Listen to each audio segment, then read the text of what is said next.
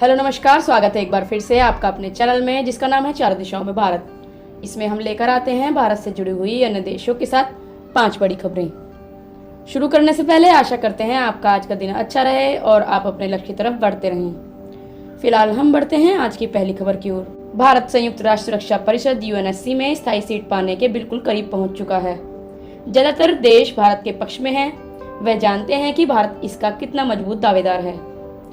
विदेश मंत्री S Jaishankar sir ने बुधवार को कहा कि यूएनएससी में स्थायी सीट के लिए भारत की दावेदारी की बात आती है तो उन्हें लगता है कि चीजें सकारात्मक दिशा में आगे बढ़ रही हैं। उन्होंने कहा कि विकसित भारत के कई चेहरे और अभिव्यक्ति होंगी और यूएनएससी उनमें से एक होगी। दिल्ली में PhD chamber of commerce and industry PHDCCI द्वारा आयोजित एक कार्यक्रम में अपने उद्घाटन भाषण में जयशंकर ने कहा कि लोगों की पसंद यह है कि क्या भारत की गाड़ी को चौथे गियर पर जाना चाहिए, 5वें गियर पे या फिर इसे रिवर्स गियर पर जाना चाहिए। अपने संबोधन में उन्होंने इस बात पर भी जोर दिया कि भारत और नरेंद्र मोदी सरकार ने कोविड-19 महामारी के समय स्थिति को कैसे संभाला। उन्होंने कहा कि उस समय के प्रधानमंत्री, उस समय की सरकार ने चुनौती के बारे में गंभीर शांत दृष्टिकोण अपनाया। जयशंकर सर ने 4 साल पहले शुरू हुई पूर्वी लद्दाख की स्थिति और भारत ने जिस तरह से इस पर प्रतिक्रिया दी उसका उदाहरण भी दिया। उन्होंने कहा कि एक बात है जो लोग अक्सर उनसे कहते हैं, सरकारें बदलती हैं लेकिन विदेश नीति नहीं बदलती। उन्होंने कहा यह बात सभी विदेश मंत्रियों को सुननी होगी। ये ऐसा है जैसा हम गिनती नहीं करते, हम इसे ऑटो पायलट पर कर रहे हैं और मैं लोगों से कहता हूँ यह वास्तव में सच नहीं है। जयशंकर सर ने कहा मुंबई में 26/11 आतंकवादी हमले पर हमारी प्रतिक्रिया देखें और उरी और बालाकोट पर हमारी प्रतिक्रिया देखें। उरी और बालाकोट का उद्देश्य इस बात को प्रदर्शित करना था कि ऐसे जीवन नहीं चलेगा और इसकी कीमत चुकानी होगी।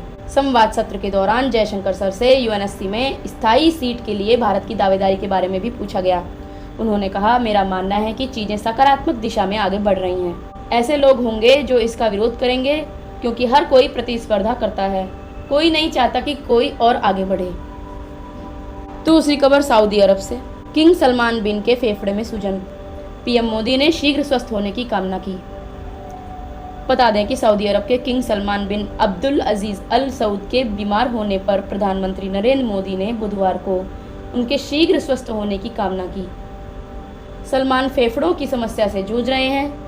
मेडिकल परीक्षण के बाद 88 वर्षीय किंग को फेफड़ों में सूजन का पता चला, जिसके लिए वह जेद्दा में एंटीबायोटिक उपचार ले रहे हैं। वहीं किंग सलमान के बीमार होने से देश के क्राउन प्रिंस उनके बेटे मोहम्मद बिन सलमान ने टोक्यो जापान का दौरा रद्द कर दिया है। प्रधानमंत्री नरेंद्र मोदी ने एक्स पर पोस्ट में कहा सऊदी अरब साम्राज्य के महामहिम किंग सलमान बिन अब्दुल अजीज के स्वास्थ्य की रिपोर्ट को लेकर बेहद चिंतित हूँ।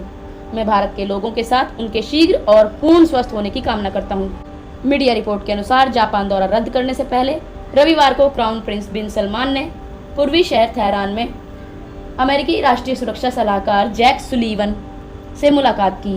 दोनों नेताओं के बीच बैठक के दौरान गाजा में युद्ध विराम की आवश्यकता और 2 राज्यों द्वारा समाधान की दिशा में एक विश्वसनीय रास्ता खोजने सहित विभिन्न क्षेत्रीय विकास पर चर्चा की गई। बढ़ते हैं तीसरी खबर की ओर। शॉ प्राइज, भारतीय मूल के वैज्ञानिक प्रोफेसर कुलकर्णी को सम्मानित करेगा अमेरिका, मिलेगा प्रतिष्ठित शॉ पुरस्कार। बताया गया है कि प्रोफेसर कुलकर्णी ने मिलीसेकंड पल्सर, गामा किरण विस्फोट, सुपरनोवा और अन्य खगोलीय पिंडों की खोज की है। उन्हें इन अभूतपूर्व अन्वेषणों के लिए खगोल विज्ञान में शॉ पुरस्कार से सम्मानित किया जाएगा। Srinivas R Kulkarni California Institute of Technology में भौतिकी, गणित और खगोल विज्ञान विभाग के प्रोफेसर हैं।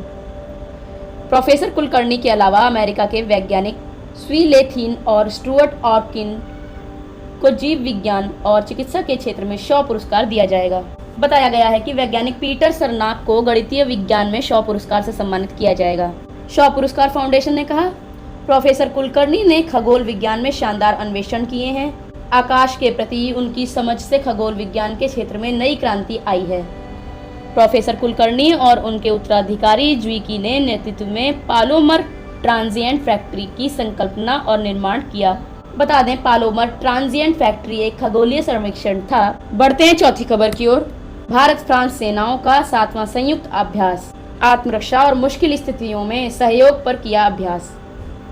बता दें कि मेघालय में भारत और फ्रांस की सेनाओं के बीच शक्ति का 7वां संयुक्त अभ्यास चल रहा है। अभ्यास के दौरान आत्मरक्षा के लिए पहाड़ों में जीवित रहने का अभ्यास किया जा रहा है। जनसंपर्क अधिकारी रक्षा गुवाहाटी के अनुसार 13 से 26 मई तक संयुक्त अभ्यास आयोजित होगा। भारत फ्रांस संयुक्त सैन्य अभ्यास शक्ति का 5वां संस्करण 13 मई को मेघालय में उमरोई में शुरू हुआ। इस अभ्यास का मुख्य उद्देश्य उप पारंपरिक परिदृश्य में मल्टी डोमेन ऑपरेशंस करने के लिए दोनों पक्षों की संयुक्त सैन्य क्षमता को बढ़ाना है। उद्घाटन समारोह में भारत में फ्रांस के राजदूत थियरी मैथो और 51 सब एरिया के general officer commanding major general ने प्रतिभाग किया। भारतीय दल के 90 कर्मी, जिसमें राजपूत रेजिमेंट की बटालियन और अन्य सैनिक शामिल हैं। भारतीय नौसेना और भारतीय वायुसेना के पर्यवेक्षक भी अभ्यास का हिस्सा बनेंगे। वहीं फ्रांसीसी दल में 9013वीं विदेश सेना हाफ ब्रिगेड के कर्मी शामिल हैं। उन्होंने बताया कि संयुक्त अभ्यास अर्ध शहरी और पहाड़ी इलाकों में संचालन पर फोकस रहेगा। संयुक्त प्रशिक्षण में उच्च स्तरीय शारीरिक फिटनेस, सामरिक स्तर पर संचालन के लिए अभ्यास और परिष्कृत अभ्यास और सर्वोत्तम प्रथाओं को साझा करना है। बढ़ते हैं आज की 5वीं और आखिरी खबर की ओर, जो कि ऑस्ट्रेलिया से। ऑस्ट्रेलिया में पहले और अमेरिका में दूसरे बर्ड फ्लू मामले की हुई पुष्टि। एक विदेशी बच्चे को भारत में रहते समय हुआ था संक्रमण। बता दें कि ऑस्ट्रेलिया ने मनुष्य में बर्ड फ्लू संक्रमण के पहले मामले की पुष्टि की है। कहा कि एक बच्चा कुछ सप्ताह पहले भारत में रहते हुए संक्रमण की चपेट में आया था। बुधवार को मीडिया रिपोर्ट में यह जानकारी दी गई। innews.com.au ने स्वास्थ्य अधिकारियों के हवाले से कहा, विक्टोरिया में बच्चे के संक्रमण की पुष्टि हुई है। यह ऑस्ट्रेलिया में बर्ड फ्लू का पहला मामला है। बच्चा भारत में रहते हुए H5N1 फ्लू का शिकार हुआ था। वह इस साल मार्च के महीने में बीमार था। विक्टोरिया स्वास्थ्य विभाग ने एक्स पर कहा, विक्टोरिया में मनुष्य में बर्ड फ्लू H5N1 संक्रमण का मामला दर्ज किया गया। विभाग ने अन्य पोस्ट में कहा, हाल ही में जिस बच्चे में संक्रमण की पुष्टि हुई वह मार्च 2024 में विदेश से ऑस्ट्रेलिया लौटा था। बच्चे को गंभीर संक्रमण हुआ था, लेकिन अब वह ठीक है और पूरी तरह उबर चुका है। 9news.com.au की खबर के मुताबिक विक्टोरिया के एक फार्म में बर्ड फ्लू की पहचान होने के कुछ घंटों बाद इस मामले की घोषणा की गई। आशा करते हैं आपको हमारी न्यूज़ पसंद आई होगी। कल फिर हाजिर होंगे 5 नई और बड़ी खबरों के साथ। तब तक के लिए धन्यवाद।